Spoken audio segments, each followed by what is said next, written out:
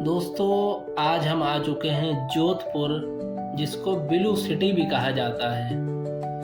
आप वीडियो में देख के समझ सकते हैं कि इस शहर में हर घर की दीवारें, हर गलियां, हर मोहल्ले आपको ब्लू कलर से नज़र आएंगे। पूरा शहर ब्लू से ही बसा हुआ है, इसीलिए इसको ब्लू सिटी भी कहा जाता है।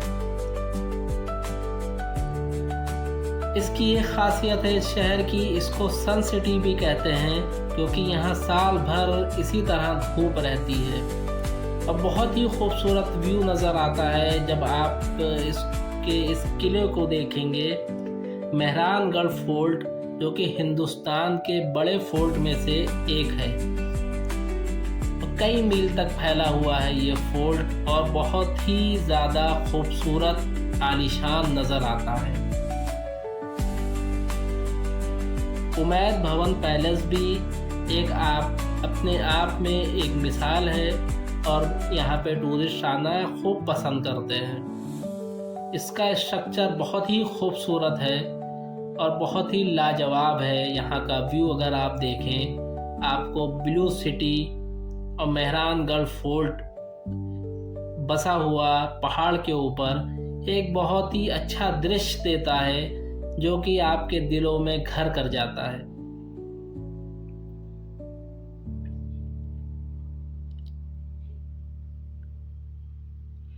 यहाँ पे मारवाड़ी संस्कृति चलती है, राजस्थान का एरिया ये लगता है। यहाँ पे गीत है, कथक है, ये सब यहाँ की मशहूर चीज़ें हैं, जो कि यहाँ के लोग बहुत पसंद करते हैं और इसको बहुत आगे ले जा रहे हैं। यहाँ के लोग इस पर बड़ी मेहनत करते हैं और इसको कथक वगैरह को बहुत आगे प्रमोट करते हैं। तो इस वक्त हम लोग हैं मेहरान फोर्ट पर। यहाँ से हम ऊपर चढ़ेंगे तो पूरा फोर्ट देख सकेंगे। यहाँ से आपको पूरी सिटी नज़र आएगी।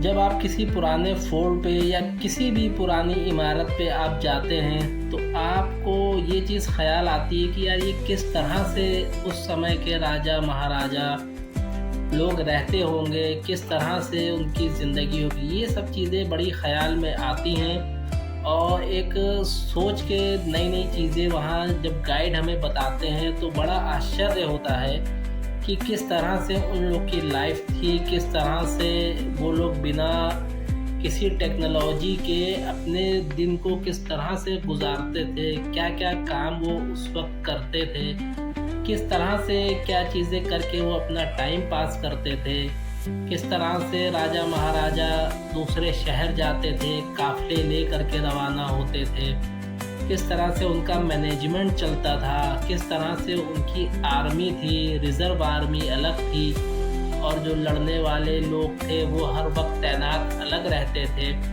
तो बहुत अच्छा मैनेजमेंट वो लोग बनाते थे। जो हिंदुस्तान के मराठा थे, राजा महाराजा थे, सभी लोगों का इस तरह से देखिए, ये पहाड़ पे इस तरह से बसाया है कि जब ये स्लोप से कभी हमला हो तो घोड़ों को और जो भी लोग आए यहाँ पे हमला करने, उनको चढ़ने में यहाँ दिक्कत हो,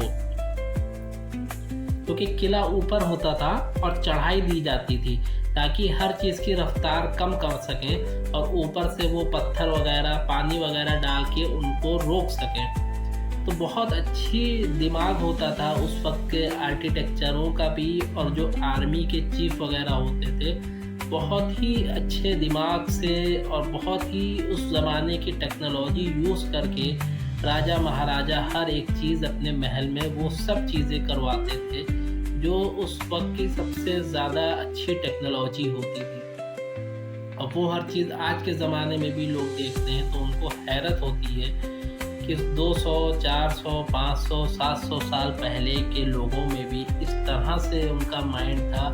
बस उनके पास वो चीज़ें नहीं थी, बाकी उनके माइंड में वो सब चीज़ें आती थी कि कैसे क्या करना है, किस तरह से इस महल की हिफाजत करनी है, कहाँ पे बड़े दरवाजे लगाने हैं, कहाँ पे चढ़ाई रखनी है, कहाँ पे ढलान रखनी है, किस तरह से भूल भुलैया बना दी जाती थी कि कोई अगर पीछा करते हुए उसमें आ जाए तो उसको हर तरह एक ही रास्ता मिलेगा, वो जिधर भी जाएगा एक ही जगह निकलेगा। और जो खुफिया रास्ता होता था वो सिर्फ महल के लोगों के ख़ास लोगों को ही पता होता था।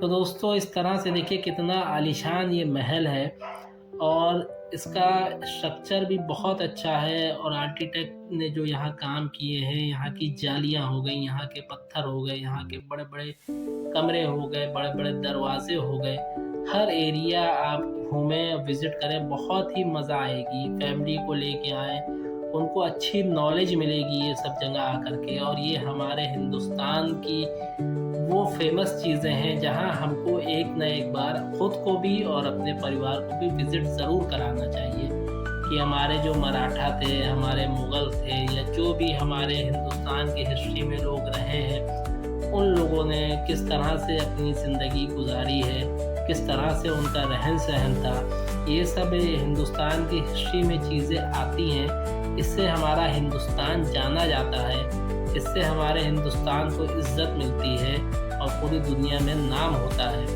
फॉरेनर्स ये सब चीज़ें देखने आते हैं कि किस तरह से इतनी टेक्नोलॉजी इनके पास उस वक्त भी मौजूद थी। हर एक चीज़ ये कितने दिमाग से, कितने अच्छे आर्किटेक्चर थे इनके पास, जो एक एक चीज़ का सही इस्तेमाल करके उसे बनाते थे और खूबसूरत के साथ सेफ भी रखते थे।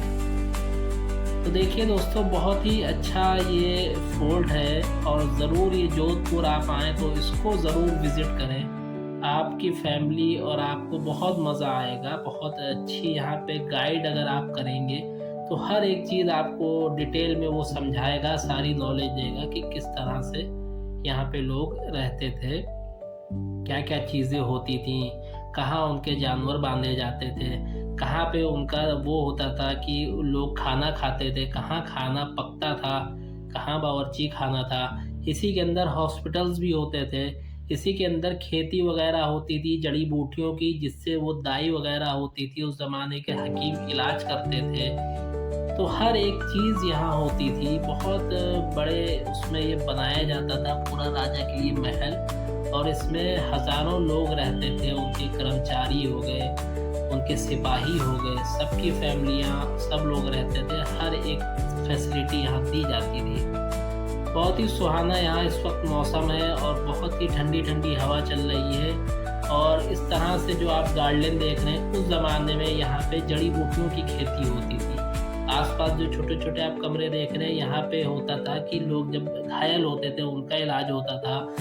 जो लेडीज़ होती थी, जो प्रेग्नेंट होती थी, उनको यहाँ पे डिलीवरी वगैरह होती थी। यहाँ के हकीम भी होते थे, वो देखभाल करते थे। और दाइयाँ होती थी जो इनको नर्स, जो आज के ज़माने में कहते हैं गायनी डॉक्टर, वो सब रहती थी। तो वो हर तरह से ट्रीटमेंट उन लोग को उस ज़माने में भी प्रोवाइड होता था। अब जैसे कि हम लोग दवा, इंजेक्शन वगैरह लेते हैं, उस ज़माने में होता था जड़ी बूटियों से वो सारे इलाज आराम से हो जाया करते थे।